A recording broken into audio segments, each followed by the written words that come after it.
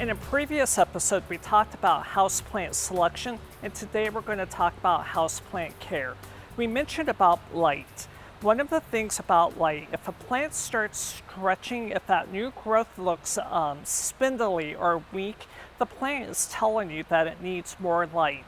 So you might need to find a new window for it to go into, or talk to your garden center professional about grow lights that might best fit your need. One of the things that we often get the most questions about is watering.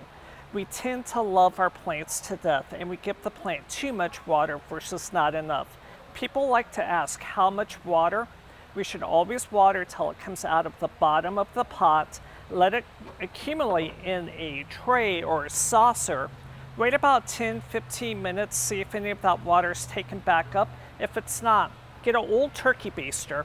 And what you're going to do is just siphon that excess water out and then just put it back into the plant or watering can.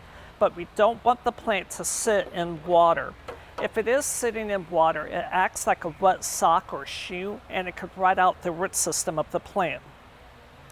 The second most popular question we get is about fertilizer or plant food. So let's clear a myth.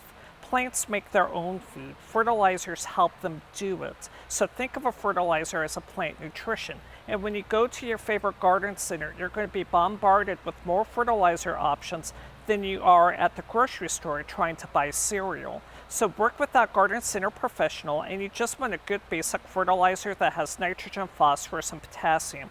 There are a lot of options on the market, so just read those instructions and follow them.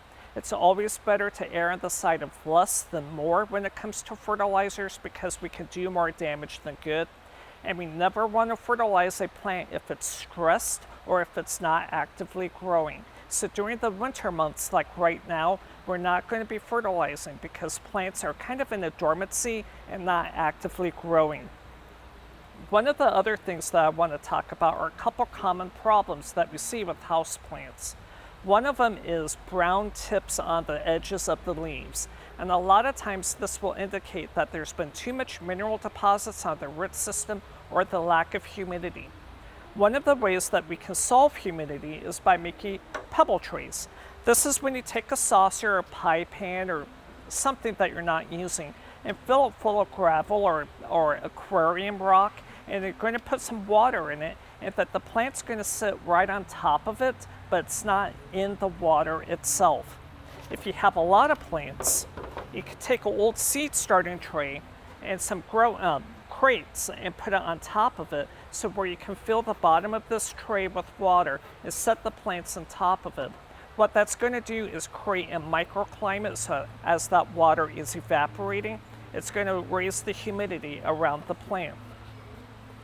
And the second thing that can happen, or talking about brown tips on the plant, is that it could be from that mineral deposit from those fertilizers. So what we want to do is stick that plant, if you're able to, either in the shower or the sink, and allow water to run through it.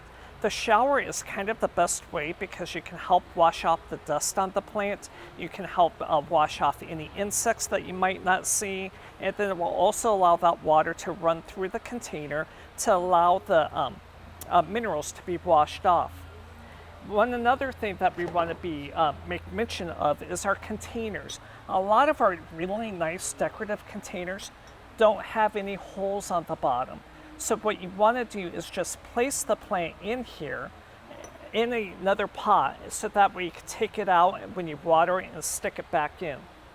If you run into an insect problem, you can always stop by your local extension office and we can identify the insect for you. But if you have to use an insecticide, you want to make sure that's listed to be used indoors and on the plants that you intend to spray it. Insecticidal soap is the most common one out there. It helps take care of our soft-bodied insects such as mealybugs, aphids, white flies, those type of insects. So this will be a great way to help manage any type of pest. Hopefully you can take some of these tips and incorporate them into your houseplant care, so for both you and your plants are happy.